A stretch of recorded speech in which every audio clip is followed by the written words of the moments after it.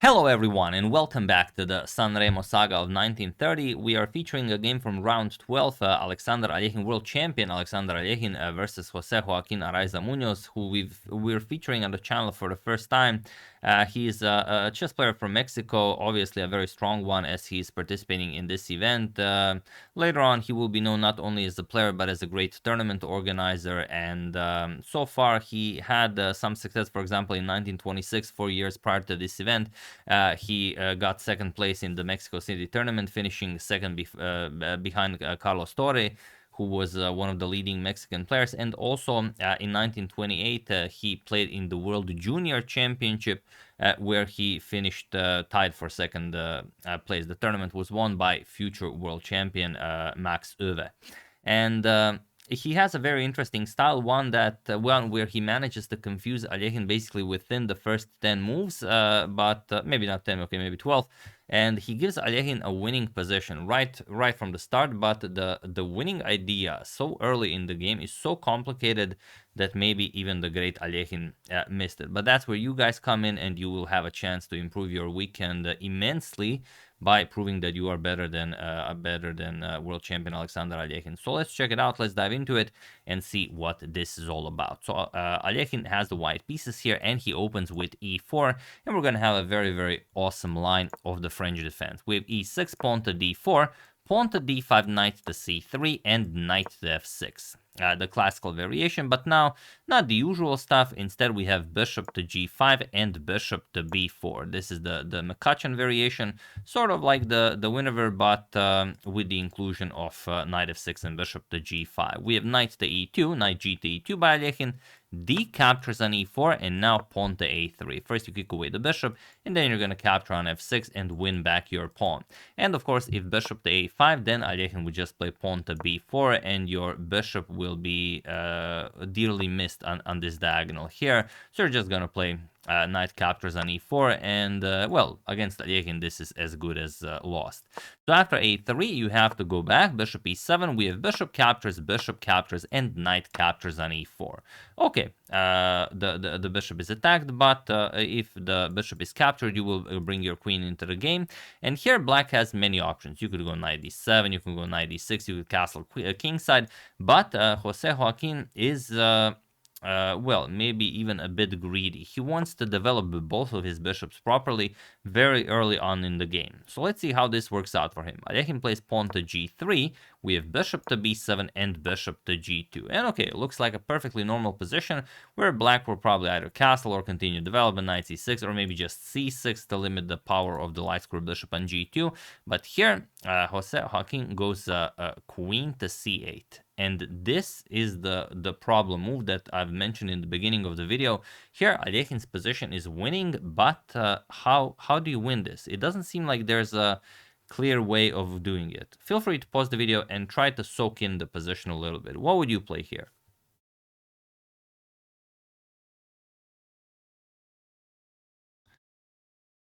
So for those of you who were able to do it, congratulations on spotting a move not even the great Alekhine could find over the board. And for those of you who just want to enjoy the show, it is knight captures on f6.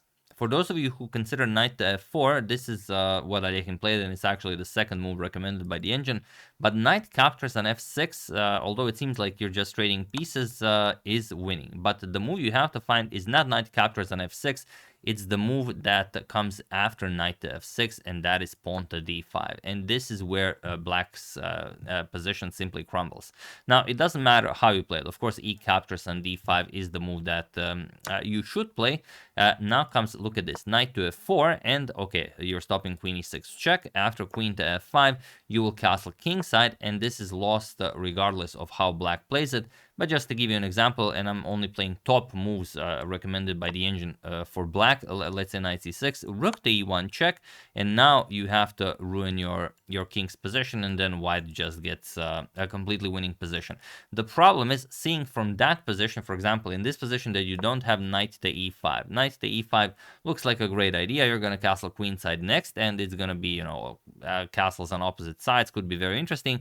but it doesn't work due to this bishop to h3 move, and it seems like the queen is trapped, but it's not. It has access to g5. The problem is once you play queen to g5, now comes knight to h5. These are the only winning moves, so very interesting. But pawn to f4, there's no way for black to stop that, and here black will just resign. So that's only one of the lines, but I've only showed you the one where black plays the absolute best moves recommended by the engine. So chances are, had Alekhine found pawn to d5, black would crumble much faster.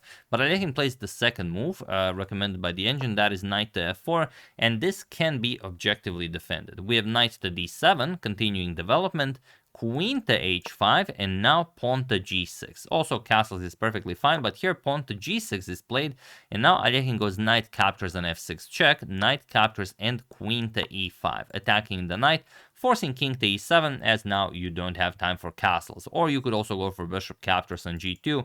We can even show what happens here, like bishop captures, queen captures on f6, bishop captures on h1, queen captures on h8 with check, and after king to e7, queen captures on h7. It's playable, but if you count the material, Alekhine would be up 2 pawns, and well, with a bit of a safer king, this would be, of course, much better for Alekhine. Well, in other words, this would be winning.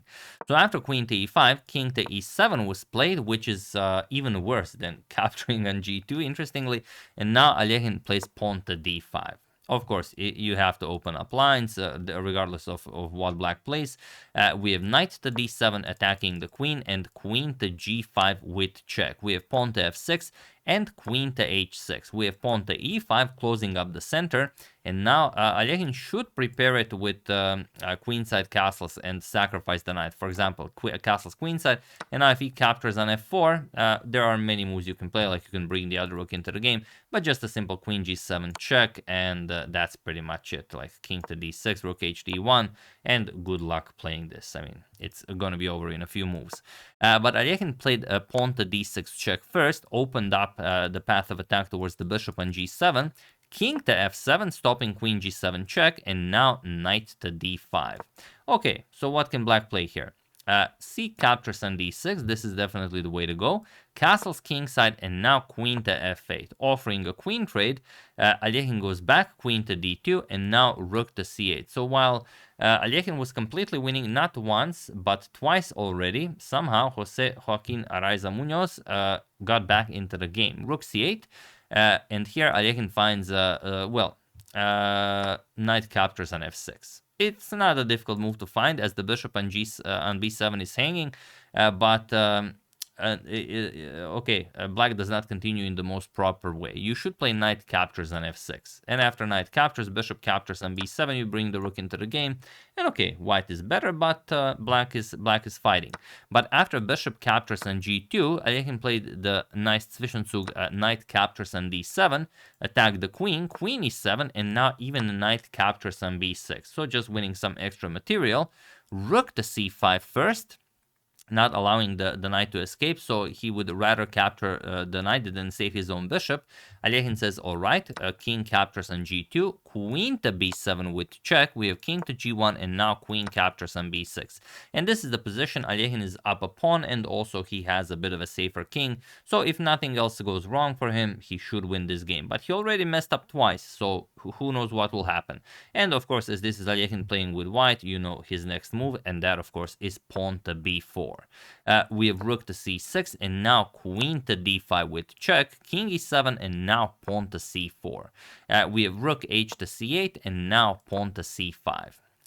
Opening up the position, we have d captures and queen captures on e5 with check, king to f7, with king to f8, it's even easier for Alekhine to win. We have queen to f7 here, now queen back to d5 check, he repeats, and now king to g7. We have queen to d7 with check, king to h6, and now, of course, you can't win a game in those days without the Anderson move, rook a to d1.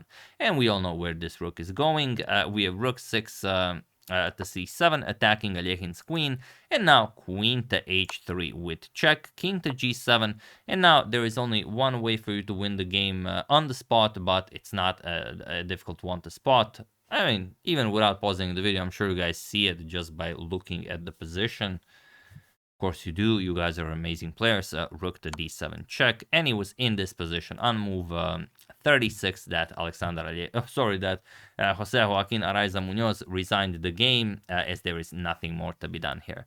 Of course, if the rook is captured, then you're just going to play queen captures on d7, and you're going to gobble up the other rook as well, and you're going to be up a full rook. So obviously you cannot do that.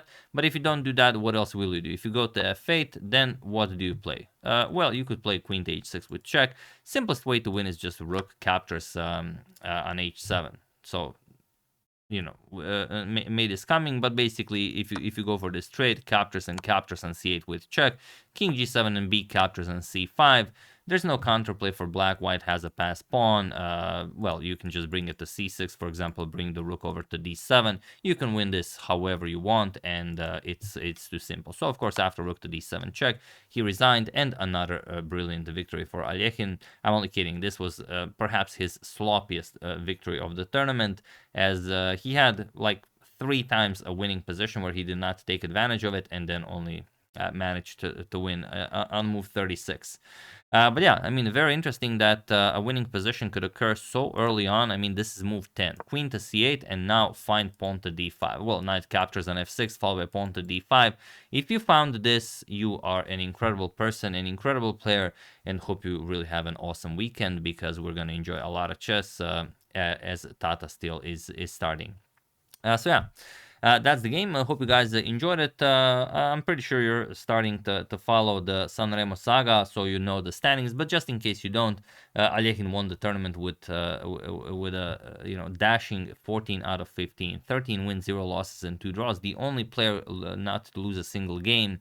Well, we're going to discuss it a bit more, but not in this video, as I'm pretty sure I'm, boring you guys. But we're going to go over the standings in depth at the end of the tournament. So if you have any other games that you would like to see from this tournament, not just ones played by Alexander Alekhine, also check that out. And when we finish the Sanremo saga, I have a very, very special game I will show, sort of as an icing on the cake. So yeah. Hope you guys enjoyed it. Very much looking forward to Tata still. Hope you guys are as well. I would like to thank Frank Banner, Brian Baker, Michael Santos, Ryan Canus, and Isaac Pinol Catadao for a contribution to my channel. Thank you a lot. I really appreciate it. As usual, you can check 2 of my previous videos here. Thank you all for watching, and I will see you soon, continuing to check up on your wonderful suggestions and whatever else happens in the chess world. Thank you all. I will see you soon, and have an excellent rest of your day.